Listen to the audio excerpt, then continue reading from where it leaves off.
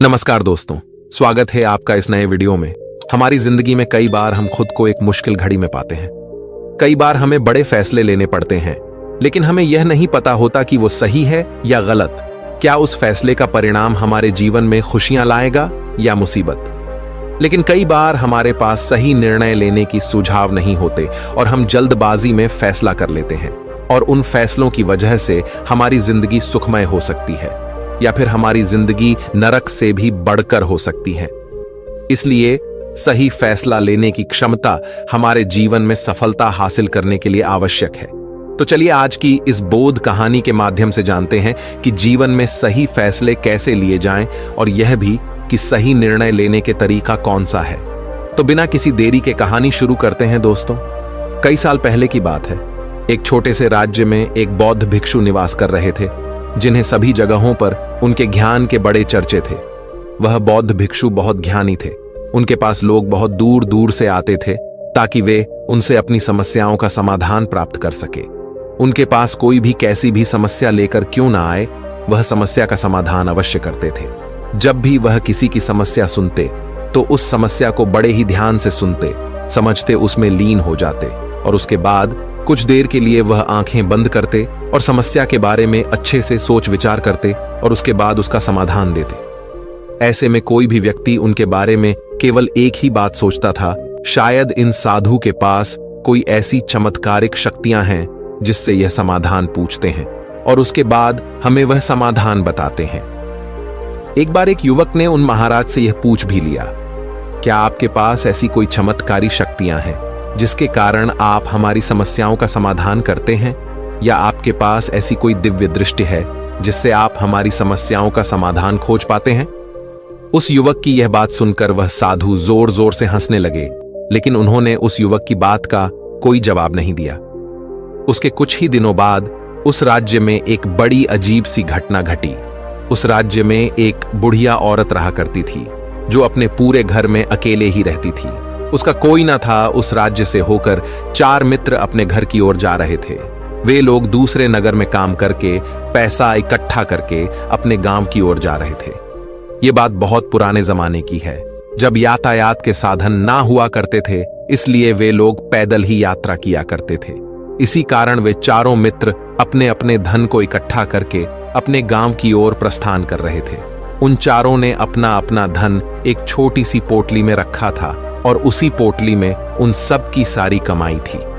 तभी उन चारों मित्रों में से एक मित्र कहता है, मित्रों, इस तरह से यदि हम अपना धन अलग अलग रखेंगे तो इससे हमारा धन चोरी हो सकता है। क्यों ना हम अपना सारा धन एक ही पोटली में रख दें, जिससे हम सब इस पर ध्यान भी दे सकेंगे और हमारा धन सुरक्षित भी हो जाएगा।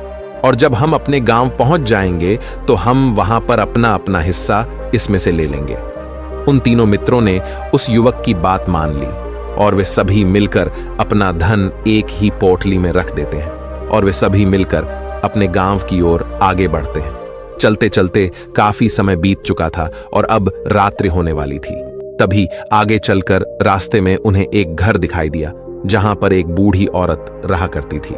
रात्रि का समय भी हो चुका था और उन चारों मित्रों को रात रुकने के लिए कोई ना कोई जगह की आवश्यकता भी थी। ऐसे में उन चारों ने मिलकर यह योजना बनाई कि वे लोग आज रात इसी घर में ठहरेंगे। इसलिए वे चारों लोग उस घर की ओर आगे बढ़ते हैं। उस घर का दरवाजा खटखटाते हैं। तभी सामने से एक बूढ़ी औरत दरवाजा खोलती है और उन चारों मित्रों में से एक मित्र हाथ जोड़कर उस बूढ़ी औरत से कहता है, माता जी, हम अपने गांव की ओर जा रहे थे, लेकिन यहां रास्ते में ही रात हो गई और अब हम इतनी रात में सफर नहीं कर सकते। इसलिए हमारी आपसे विनंती है कि हम आपके यहां पर एक रात रुकना चाहते हैं। सुबह होते ही हम यहां से चले जाएंगे। उस बूढ़ी औरत ने काफी देर सोच विचार किया और उसके बाद वह बूढ़ी औरत कहती है, ठीक है, तुम सभी आज रात के लिए यहां पर रुक सकते हो। मुझे कोई दिक्कत नहीं, मैं खाना बनाने जा रही हूं। कहो तो तुम लोगों के लिए भी बना दूं। उन चारों ने सहमति जताते हुए कहा, हां बिल्कुल। उसके बाद उन चारों मित्रों ने धन की पोटली उस बूढ़ी औरत को थमा दी और कहा, माता जी, इस पोटली में हमारे साल भर की कमाई है। हम चारों ने अब तक का अपना सारा कमाया हुआ धन इसी पोटली में रखा है और अब हम इसे आपको सौंपते हैं, क्योंकि यह हम चारों से ज्यादा आपके पास सुरक्षित होगा। हम बस इतना चाहते हैं कि यदि हम चारों में से कोई एक व्यक्ति से लेने आए तो आप इस पोटली को उसे मत देना जब तक कि हम चारों एक साथ इस पोटली को लेने न आए। तभी वह बूढ़ी औरत कहती है, ठीक है बेटा, यदि तुम चारों एक साथ आओगे तभी मैं इस पोटली को आपको सौंपेंगे। और वैसे भी आप लोग तो सुबह यहां से चले जाने वाले हैं। मैं आपको सुबह ही यह पोटली थमा दूंगी, वह धन की पोटली। उस बूढ़ी औरत को थमाकर चारों मित्र निश्चिंत हो जाते हैं कि अब उनका धन सुरक्षित है और वे लोग खाना खाकर सो जाते हैं। अगली सुबह जब वह चारों उठते हैं तो सभी लोग अपनी आगे की यात्रा के लिए तैयारियां शुरू कर देते हैं। उन चारों नौजवानों में से एक नौजवान थोड़ा सा बदमाश था। वह अपने उन तीनों मित्रों से कहता है, भाइयों, इस बूढ़ी औरत ने हमारी रात भर खातिरदारी की है, हमें अच्छा भोजन खिलाया, सोने के लिए अच्छी जगह दी, रात भर यहां सर छुपाने के लिए एक अच्छा मकान दिया और हमने अब तक उसके लिए कुछ नहीं किया। वह बूढ़ी औरत अकेले ही खेतों में काम कर रही है। क्या हम सभी यहां से जाने से पहले इस बूढ़ी औरत की मदद नहीं कर सकते? उस बदमाश नौजवान ने मन ही मन यह योजना बना ली थी कि वह किसी तरह से भी उस बुढ़िया से पोटली हासिल करके ही रहेगा। बाकी के तीनों मित्र उसकी बातों में आ जाते हैं और वे सभी मिलकर उस बुढ़िया की मदद करने अर्थात खेतों में काम करने के लिए चल पड़ते हैं। वे सभी मिलकर खेतों का काम कर ही रहे थे कि तभी वह बदमाश नौजवान अपने बाकी तीनों मित्रों से कहता है, मित्र, मुझे जोरों की प्यास लग गई है, मैं जरा उस बूढ़ी औरत से पानी मांगकर लाता हूं। वह बाकी मित्र भी अब काफी थक चुके थे, उन्हें भी जोरों की प्यास लगी थी, इसलिए वह तीनों मित्र उसे वहां से जाने की अनुमति दे देते हैं।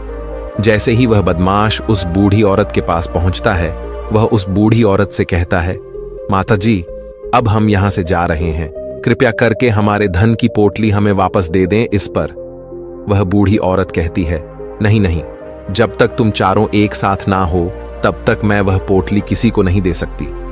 तुम्ही ने तो कहा था कि जब तक हम चारों एक साथ ना हो तब तक यह पोटली किसी को नहीं देनी है। तभी वह बदमाश उन तीनों की तरफ इशारा करते हुए कहता, हे लाओ। उन तीनों ने सोचा कि हमारा मित्र हमारे लिए पानी लाना चाहता है, इसलिए वह हमसे आज्ञा मांग रहा है। तभी उन तीनों मित्रों ने इशारे में उस युवक से कहा, हाँ हाँ ठीक है, ले आओ। ये देख, उस बुढ़िया को यह लगने लगा कि अब ये चारों यहां से जा रहे हैं और ये अपनी पोटली मांग रहे हैं, इसलिए उस बुढ़िया ने वह कोठलाकर उस बदमाश के हाथों में रख दी और वह बदमाश उस पोटली को लेकर वहां से चला गया और बाकी के तीनों मित्र अपने खेत के काम में व्यस्त हो जाते हैं। कुछ देर के बाद जब वह तीनों खेत का काम करके वापस लौटते हैं और बुढ़िया से कहते हैं, माता जी, हमारा मित्र जो यहां पानी पीने आया था वह कहाँ गया? इस पर वह बुढ़िया कहती हैं, क्या वह पानी पीने आया था? पर वो तो कह रहा था कि हम चारों जा रहे हैं, कृपया करके हमारे धन की पोटली हमें थमा दें। तब तीनों बड़े आश्चर्य होकर उस बुढ़िया से कहते हैं, माता जी, हमने भला कब कहा वह पोटली मांगी थी? हमें तो प्यास लगी थी और हमने पानी के लिए इशारा किया था। तभी बूढ़ी औरत उन तीनों से कहती हैं, परंतु अब तो वह पोटली लेकर जा चुका है। तभी वह तीनों मित्र सर पकड़कर रोने लगते हैं और कहते हैं, माता जी, उसमें हमारा सारा कमाया हुआ धन था जो वह अकेले लेकर भाग चुका है।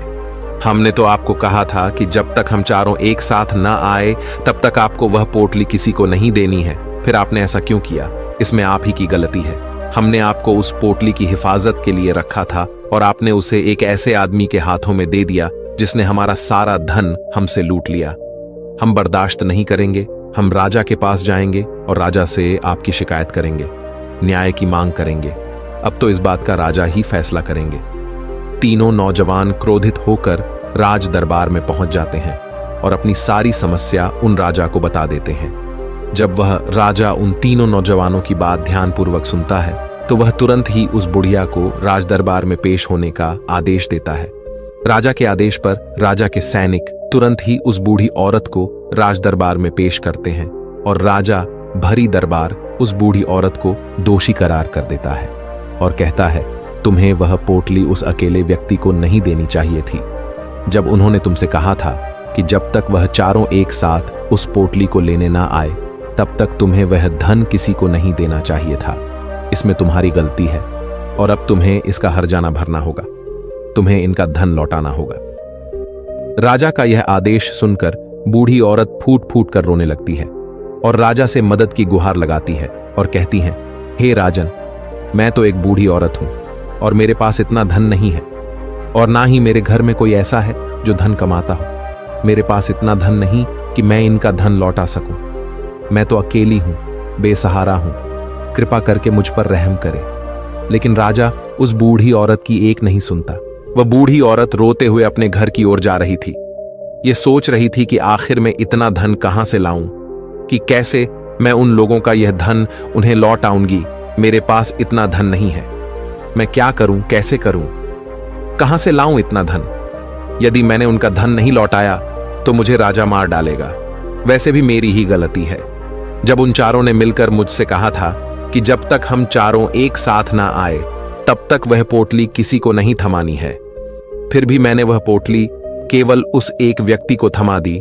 इसमें गलती तो मेरी ही है। वह रोते रोते ये सारी बातें सोचते हुए अपने घर की ओर जा रही थी।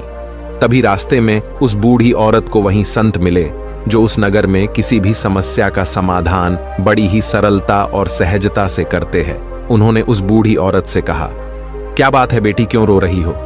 इस पर वह बूढ़ी औरत उस संत को सब कुछ सच सच बता देती है और कहती है, हे महाराज, इसमें गलती तो मेरी ही है। उन चारों ने तो पहले ही कहा था कि जब तक वे चारों एक साथ ना आए तब तक वह पोटली मुझे किसी को नहीं देनी है। लेकिन मेरी हिम्मत मारी गई थी जो मैंने वह पोटली केवल एक व्यक्ति को थमा दी और वह उनका सारा धन लेकर वहां से भाग गया। लेकिन अब मुझे यह समझ नहीं आ रहा कि मैं वह सारा धन कहां से लाऊं, कैसे जुटाऊं। मेरे पास इतना धन नहीं है और राजा ने तो आदेश भी दे दिया है कि मुझे उनका धन लौटाना ही पड़ेगा। लेकिन मैं यह समझ नहीं पा रही कि इतना सारा धन मैं कहां से लाऊंगी। तभी वह संत उस बूढ़ी औरत से कहते हैं, शांत हो जाओ, मैं कोई ना कोई रास्ता जरूर निकाल लूंगा। इतना कहकर वह संत वहीं पर बैठ जाते हैं, ध्यान करने लगते हैं। कुछ देर के लिए आंखें बंद कर सोचते हैं, विचार करते हैं। मौन रहकर वह समस्या का समाधान निकालते हैं और उसके बाद वह उस बूढ़ी औरत से कहते हैं, बेटी, राजा ने फैसला किया है, वह बिल्कुल गलत है। आपने जो किया इसमें आपकी कोई गलती नहीं है। राजा का फैसला गलत है। उन संत के इतना कहने पर बूढ़ी औरत चुप हो गई और यह सोचने लगी कि आखिर राजा का फैसला कैसे गलत हो सकता है। राजा तो सभी के लिए न्याय ही करते हैं और वह कभी किसी का बुरा नहीं करते। फिर आखिर आज राजा का फैसला कैसे गलत हो गया? उन संत और उस बुढ़िया की बात आसपास के खड़े लोग सभी लोग सुन रहे थे और वे लोग भी बड़े अचरज में थे, क्योंकि राजा का फैसला कैसे गलत हो सकता है। राजा ने तो बिल्कुल सही फैसला लिया है। इस बूढ़ी औरत ने ही गलती की है, उन चारों का धन केवल एक ही को थमा दिया। ऐसे में इस बुढ़िया को उनका धन तो लौटाना ही चाहिए। राजा ने गलत फैसला कहा किया है। तभी वह संत उस बूढ़ी औरत से कहते हैं, जाओ और राज दरबार में कह दो कि हे राजन, आपका फैसला गलत है और सही क्या है, गलत क्या है, इसका फैसला मैं करूंगा। पहले तो बूढ़ी औरत इतनी हिम्मत ही नहीं जुटा पा रही थी कि वह राज दरबार में जाकर भरे राज दरबार में राजा को यह कह सके कि राजन, आपका फैसला गलत है। लेकिन जैसे तैसे उसने हिम्मत जुटाई और वह वापस राज दरबार लौटी।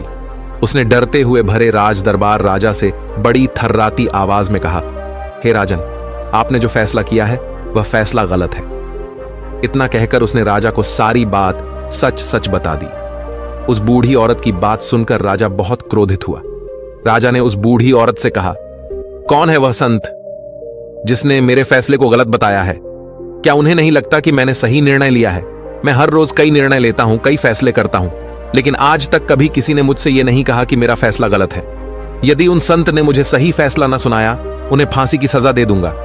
यह बात पूरे नगर में फैल गई। सभी लोग यह जानने के लिए हैरान थे कि आखिर वह साधु ऐसा कौन सा फैसला सुनाने वाले हैं जो राजा से भी उचित होगा, जिसमें सबके लिए न्याय होगा। राजा ने अपने सैनिकों को तुरंत ही आदेश दिया कि जाओ और संत को राज दरबार में लाओ। राजा की आज्ञा के अनुसार वे सैनिक तुरंत ही उन संत को लेने के लिए निकल पड़े। वे लोग कुछ ही देर बाद उन संत को लेकर राज दरबार पहुंचे। राज दरबार में सभी लोग उपस्थित थे और सभी लोग उन संत के फैसले का इंतजार कर रहे थे। उन संत को देखकर राजा कहता है, महाराज, आपको ऐसा क्यों लगता है कि हमने जो फैसला किया है वह गलत है? इस बुढ़िया ने यह वादा किया था कि वह चारों लोगों को एक साथ ही वह पोटली जमाएगी। फिर आखिर उसने अपना वादा क्यों तोड़ा?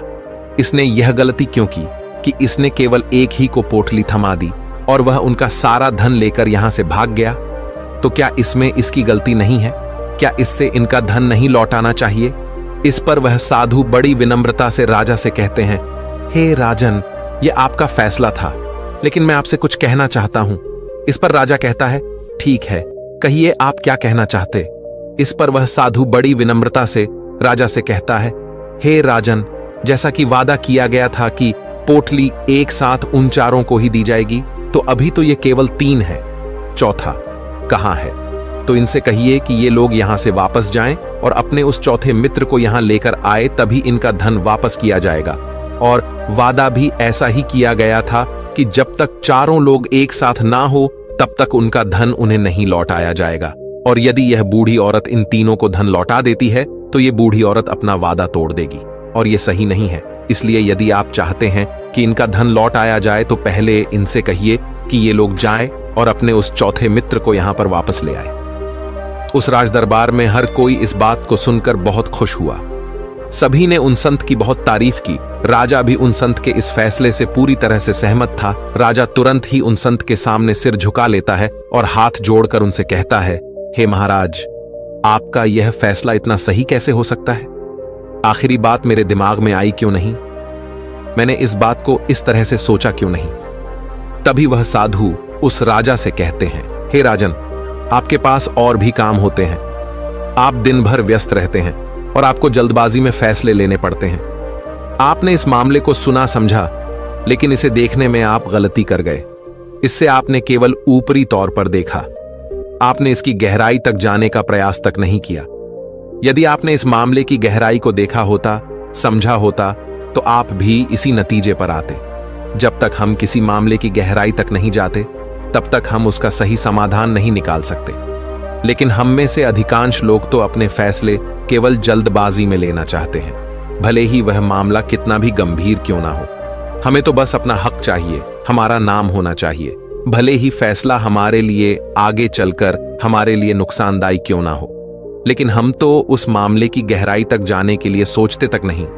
तभी वह राजा उन संत से कहता है, हे महाराज, क्या आपके पास कोई दिव्य शक्तियां हैं? क्या आपके पास ऐसी कोई चमत्कारिक शक्ति है जिसे आप सवाल करते हैं और बदले में वह आपको जवाब देती है, जिस कारण आप सटीक और सही समाधान बता पाते हैं? राजा की यह बात सुनकर वसंत मुस्कुराने लगे और राजा से कहते हैं, हे राजन, यह सवाल मुझसे कई लोगों ने पूछा है और मैंने कभी किसी का कोई जवाब नहीं दिया। लेकिन आप इस राज्य के राजा हैं, इसलिए मैं आपके इस प्रश्न का उत्तर देता हूं। आप में से कई लोगों को यहां ऐसा लगता है कि मेरे पास कोई ऐसी शक्तियां हैं जिससे मैं बात कर सकता हूं, जिससे मैं कोई भी समस्या का समाधान पा सकता हूं। लेकिन मैं आप लोगों को एक बात सच सच बता देता हूं, मेरे पास ऐसी कोई शक्तियां नहीं हैं। मैं तो केवल हर मामले की गहराई तक सोचता हूं, उस बात पर विचार करता हूं, और जब मैं विचार करता हूं तो मेरे सामने कई सारे समाधान आते हैं, और जो समाधान मेरे सामने आते हैं मैं उन पर भी विचार करता हूं, उनके बारे में भी गहराई तक जाता हूं। और जब मुझे लगता है कि इस समस्या का समाधान यही होना चाहिए, तभी मैं समाधान उस व्यक्ति को देता हूं ताकि वह अपनी समस्या का समाधान कर सके। अब आप ही सोचिए, आप जल्दबाजी में यह फैसला लेकर इस बुढ़िया का जीवन पूरी तरह से बर्बाद कर देते। हमारा पूरा जीवन केवल एक फैसले पर निर्भर करता है। यदि वह फैसला सही हुआ तो हमारा जीवन अच्छा बन जाएगा, और यदि वह फैसला गलत निकला तो हमारा जीवन नर्क से भी बदतर हो सकता है।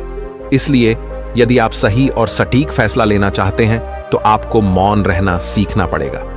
मौन रहकर उस पर विचार करना सीखना होगा, क्योंकि हमारे फैसले ही हमारा भविष्य तय करते हैं, हमारी जिंदगी का अगला पड़ाव तय करते हैं। फिर चाहे वह फैसले छोटे हों या बड़े, वे ही हमारी जिंदगी को निर्धारित करते हैं। इसलिए सबसे पहले हमें सही फैसले लेने के लिए मौन रहना सीखना आवश्यक है, उन पर विचार करना आवश्यक है। और जब आप ऐसा करते हैं तो आपके सामने एक ही समस्या के कई सारे समाधान निकल कर आते हैं। और जब आप उन पर गौर करेंगे तो आपको यह समझ में आएगा कि उन फैसलों का समाधान कैसा होना चाहिए, कि समाधान से आपको क्या फायदा होगा और क्या नुकसान होगा, या उस समाधान पर सोच और विचार करने पर ही आप उसे समझ सकते हैं। और तभी आप यह निर्णय भी ले सकते हैं कि क्या यह समाधान उचित रहेगा या नहीं। और यह सब संभव हो सकता है यदि हम कम बोलना शुरू करें, अब पूरी तरह से मौन हो जाए। इसका अर्थ यह है कि आप भीतर से शांत हो जाएं। और जब आप भीतर से शांत होने लगते हैं तो आपका मन स्पष्ट होने लगता है, साफ होने लगता है, और आप किसी भी चीज पर सोच विचार कर सकते हैं। और जब आप भीतर से शांत होने लगते हैं तो आप ऊपर से भी कम बोलते हैं। और जब आप धीरे धीरे कम बोलने के आदी हो जाते हैं तो आप साफ और स्पष्ट तौर पर सोच और समझ पाते हैं। आपके विचारों में शुद्धता आ जाती है, जिससे आपको यह साफ और स्पष्ट देखने को मिल जाता है ये कौन सा फैसला सही होगा और कौन सा फैसला गलत होगा। आपको उस परिस्थिति में क्या करना चाहिए और क्या नहीं करना चाहिए। लेकिन हम में से अधिकांश लोग अपने आप को सही साबित करने के लिए, अपने आप को ऊंचा साबित करने के लिए अत्यधिक बोलते हैं, और इतना बोलते हैं कि हर कोई उनकी बातों को गंभीरता से नहीं लेता। उन्हें ऐसा लगता है कि मानो ज्यादा बोलना ही हमारे लिए हमारा शस्त्र है, लेकिन वह यह भूल जाते हैं कि वह अत्यधिक बोलकर मूर्ख बन रहे हैं। लोग हमारा मजाक बनाते हैं, हमें मूर्ख समझते हैं, हमसे दूर रहने लगते हैं क्योंकि उन्हें हमारी बक बक अच्छी नहीं लगती। लेकिन जब आप भीतर से शांत होने का प्रयास करते हैं और धीरे धीरे भीतर से शांत होने लगते हैं तो आप खुद ब खुद ऊपरी तौर पर कम बोलना शुरू कर देते हैं। इससे आपके मन में, आपके मस्तिष्क में एक साफ और स्पष्ट विचार उत्पन्न होते हैं और आप अपने आप को साफ स्पष्ट तौर पर समझ पाते हैं, देख पाते हैं आपको कब, क्या, क्यों और कितना बोलना चाहिए, और आपको कब, कैसे, क्यों, किस तरह से कौन सा फैसला लेना सही है या नहीं, यह भी आप अच्छी तरह से समझ और जान पाते हैं। जब आप कम बोलना शुरू करते हैं तब आप अपने आप को बहुत अच्छी तरह से समझना शुरू कर देते हैं, अपने आप पर अच्छी तरह से विचार करना शुरू कर देते हैं। तब आपको यह बात भी बहुत अच्छी तरह से समझ में आने लगती है कि जो हम बेकार की बक बक करते हैं उस पर हमारे शरीर की बेवजह ही कितनी सारी ऊर्जा यूं ही व्यर्थ हो जाती है, नष्ट हो जाती है, जिसे हम चाहे तो किसी जरूरी काम में लगा सकते हैं, फैसले लेने में लगा सकते हैं, जिससे हम तनाव मुक्त रह सकते हैं और हमें अच्छी नींद भी आ सकती है। और यदि आप इसी प्रकार सोच विचार कर फैसले लेना शुरू करते हैं तो आपका मस्तिष्क भी अच्छी तरह से काम करने लगता है और आपका मस्तिष्क पहले से भी ज्यादा शक्तिशाली हो जाता है। और इसका एक बहुत अच्छा उदाहरण भी आपको मैं बताना चाहूंगा। जब आप स्कूल में पढ़ते थे या फिर आज भी आप पढ़ रहे हो तो आपने देखा होगा कि जो बच्चे होनहार होते हैं, होशियार होते हैं, वे लोग बहुत कम बातें करते हैं और अपना समय सही चीजों में लगाते हैं। वह अधिकांशतः अपना समय मौन होकर ही बिताते हैं। इसी वजह से वह पढ़ाई करने में बहुत तेज होते हैं। वह जो कुछ भी पढ़ना चाहते हैं वह उसे याद कर ले जाते हैं। लेकिन वहीं पर दूसरी तरफ जो लोग बहुत अधिक बोलते हैं, यदि आप उन्हें पूरे 24 घंटे भी दे दें तो भी वह उस तरह से उन चीजों को याद नहीं रख सकते जिस तरह से वह मौन रखने वाले बच्चे उन बातों को याद कर लेते हैं। और महान चाणक्य ने भी यही कहा है कि जो व्यक्ति ये समझ जाता है कि उसे कब, कहां और कितना बोलना चाहिए, उस व्यक्ति को सफल होने से कोई नहीं रोक सकता। और आप इतिहास उठाकर देख सकते हैं, आज तक जो भी लोग महान हैं, जो लोग भी सक्सेसफुल बने हैं, उन लोगों की आदत बहुत कम बोलने की है। उनका पूरा ध्यान केवल अपने लक्ष्य पर होता है और अपना पूरा समय वह अपने लक्ष्य को पाने में ही लगा देते हैं। इसीलिए आपको भी यह आदत अपने जीवन में उतारनी चाहिए। और कम बोलने का अर्थ यह नहीं कि आप ऊपर से कम बोलें, बल्कि आप भीतर से कम बोलिए, भीतर से शांत रहिए। यदि आप रोज इसका अभ्यास करते हैं तो केवल कुछ दिनों में ही इससे होने वाले लाभ आपको आपके सामने नजर आने लगेंगे। दोस्तों, आपने आज के इस वीडियो से क्या सीखा वह मुझे आप कमेंट में बता सकते हैं। इसी के साथ मैं उम्मीद है कि आपको आज की वीडियो पसंद आई होगी, तो इस वीडियो को उस इंसान को शेयर करें जिससे ये कहानी सुनने की जरूरत है, और उसी के ठीक बाद चैनल को सब्सक्राइब करें। तो चलिए फिर मिलते हैं ऐसी एक और नई वीडियो में एक नए मैसेज के साथ। तब तक के लिए अपना ख्याल रखें। धन्यवाद और नमो बुद्धाय।